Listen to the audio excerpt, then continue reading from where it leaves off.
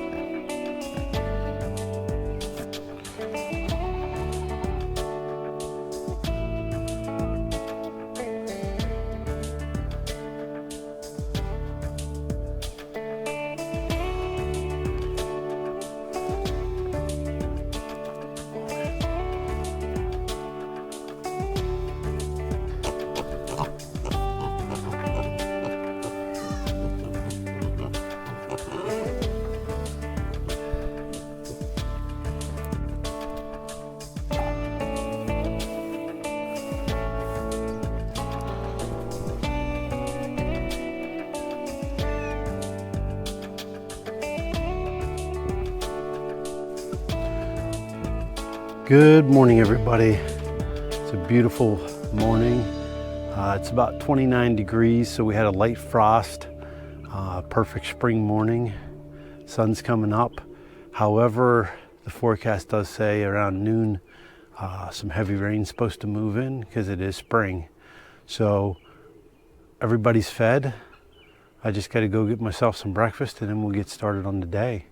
It looks like we'll probably work on pastures today and continue clearing and getting this pasture set up.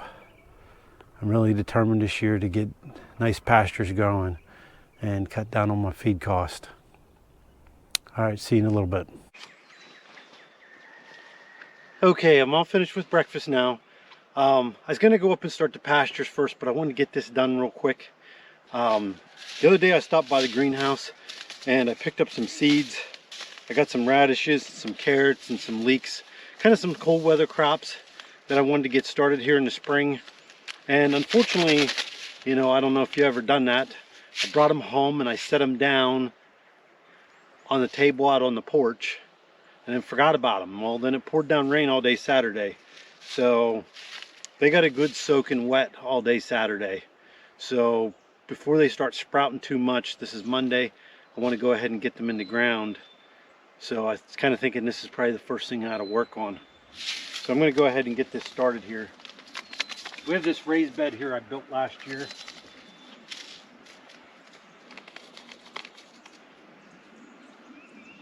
Last year was the first year with it.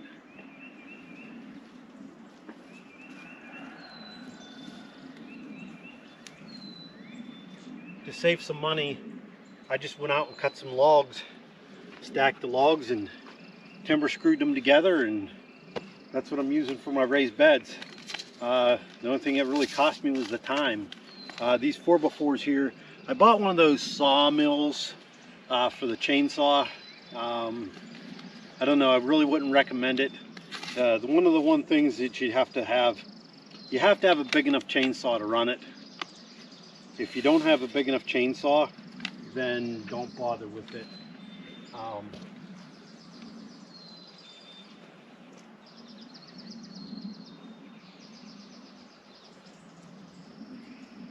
I thought my chainsaw would be big enough, and it just bogged it down, took forever. I mean, to cut those poles, it took me all day. It just wasn't worth it.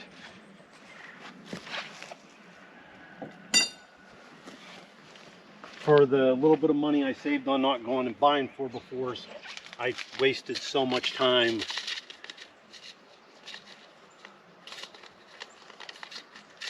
Out there goofing around, just trying to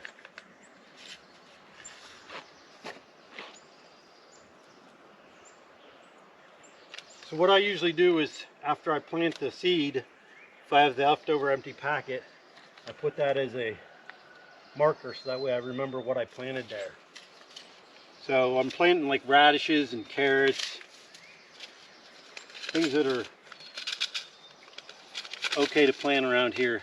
I mean, it is still early spring here. I mean, we're almost to the end of March. Our last frost date isn't until May.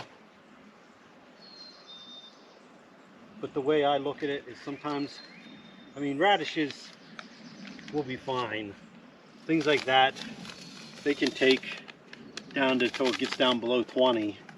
But I like to push the envelope a lot of times with my gardening. I figure it's like this, you know, it's $1 pack of seeds. If I ruin them, I ruin them. I'd rather, you know, a lot of times it always works out for me. I'll push the envelope, get it in early, and get an early crop. It seems like if you wait, most of the time it doesn't go so well.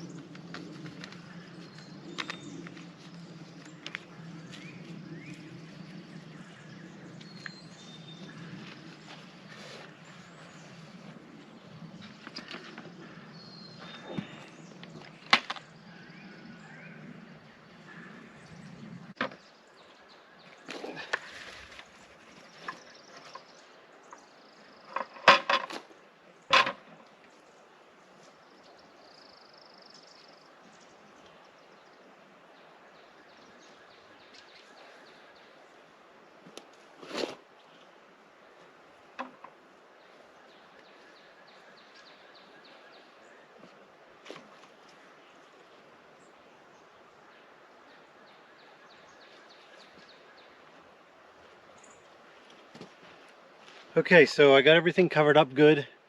Now what I want to do is I want to go ahead and put down this chicken wire on top here to kind of keep the chickens out. Because like I said, we free range chickens, they're going to come up here and tear that all up. I don't know if you guys can see this or not, but right there where that big rock is, there's a turkey moving around in there. And she went in behind that rock there and sat there for a while. Now it looks like she's back out on the move. We'll go up there and check to see in a little bit here if she laid an egg back in there. That's one really hard thing. That's one really hard thing about free range and turkeys, is the fact is that they're not like chickens and they make a whole lot of noise when they lay an egg. They're pretty silent about it. So to find their nest, you have to be very patient and very observant. Other than that, you're never going to find them. We always like to collect them here in the early spring. I want to collect usually about 50 to 100 eggs. I mean, I do have 4 hens, and each one will lay about that amount, about 50 to 100 eggs.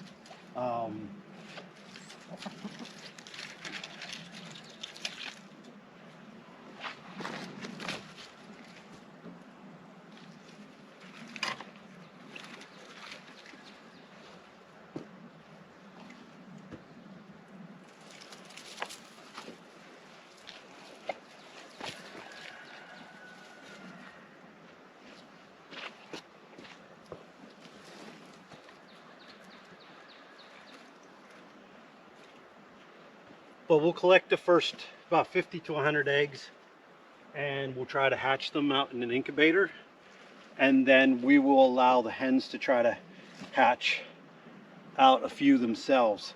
Last year we didn't have a whole lot of success with the hens hatching.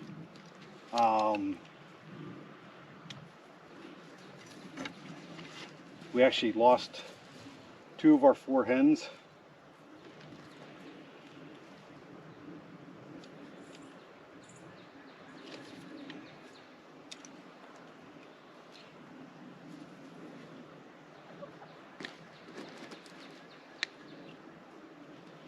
A lot of it is that when you're leaving them out like that, but the thing was, you know, both of them went out and hid their nest on me. I didn't know where they were, and until I found them, and then I went to try to move them. For some reason, I didn't get to it that day. Then that night, Predator got them.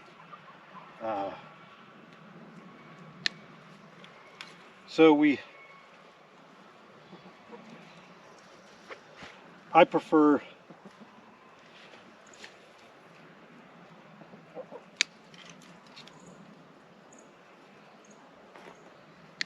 us incubating everything, although the thing with mama hatching, it's just that, you know,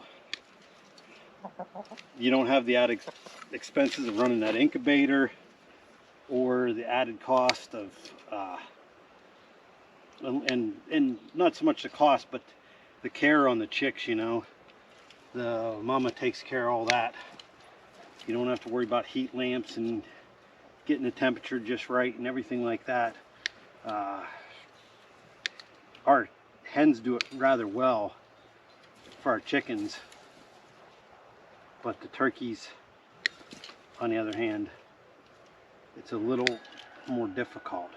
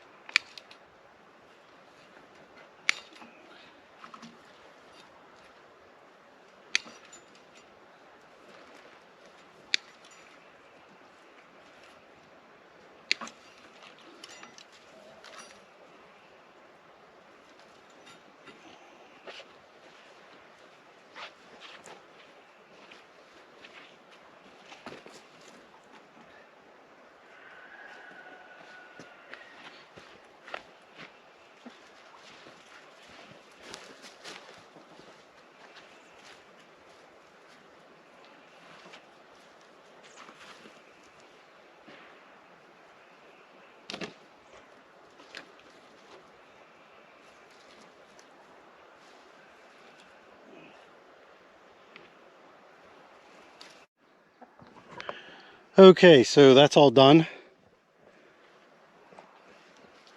With this chicken wire on here, the birds should stay out of here. That'll keep the chickens out of the garden there till everything gets growing. I mean, that's one thing, like I said, with free range chickens, they do tear everything up. And so you got to protect everything from them unless you want everything tore up. So, I mean, those seeds got wet. I'm hoping that I easy got them in the ground quick enough. I don't think I lost them or anything like that. But let's go up here on the hillside real quick where that hen was and see what is behind that rock and see if maybe I found another nest. Because so far I'm only getting 1 egg a day off of the one nest. So I know that's only got to be one hen. Now, 2 of the hens were born here last year and they still seem a little small. But with us crossbreeding them, it could be why they're small. Let's see here.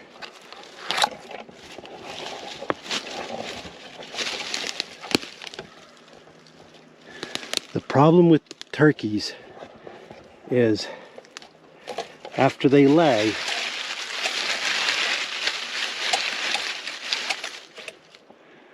they do bury their eggs. So first you got to watch when you're stepping around here.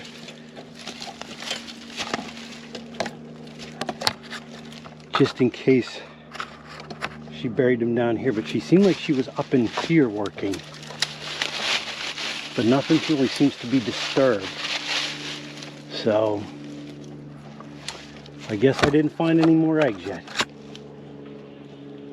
I just have to keep looking and I'll find their nest yet. Okay, all right, I'm gonna go ahead and get ready and start heading up to work on pastures again. Okay, I'm back up here in the pastures. I want to go ahead and get started today. I want to just work on cleanup now. I'm thinking about, you know, picking up some of these rocks and using a chainsaw, cut some down that brush, cut some of these stumps up, some of these logs up, and get what I can off of here for firewood. I mean, it's going to be a lot of work to get this pasture going, but you know, the thing was the land was cheap, so that's all we could afford at the time. Pasture is kind of the most important thing if you're going to raise ruminants. That way you're not buying feed. Once we get this growing and we get this established, you know, we can turn them out over here and they can graze and it won't cost us anything, and we're not buying so much hay. And you know, ruminants are a really important part of our diet. Pretty much since November I've been on a carnivore diet where I've been eating primarily meat. I ate meat for about 3 months straight, and then currently I'm eating a few vegetables, but I'm thinking about going back to strictly carnivore. From November till I start eating vegetables back at the beginning of March, I lost over 40 pounds. I'd still like to lose about another 15 pounds. And also the just many other health benefits I noticed. You know, I'm not snoring, sleeping better, resting better. I feel more energetic. Just everything seems better. So I really want to get some pasture growing here so I have something for these cows. All right, I'm going to get to work.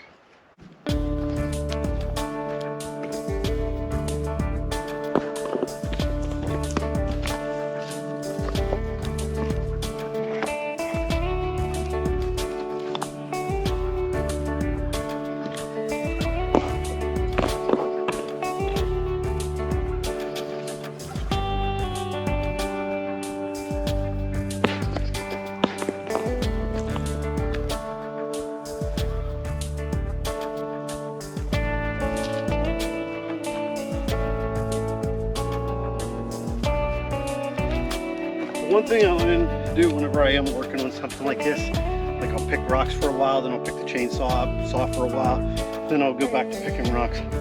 I get bored doing the same thing over and over and over again. So what I find is sometimes that, you know, drive my wife crazy because I'll jump around from job to job to job, but it kind of keeps me a little bit more motivated. I think I get more done that way.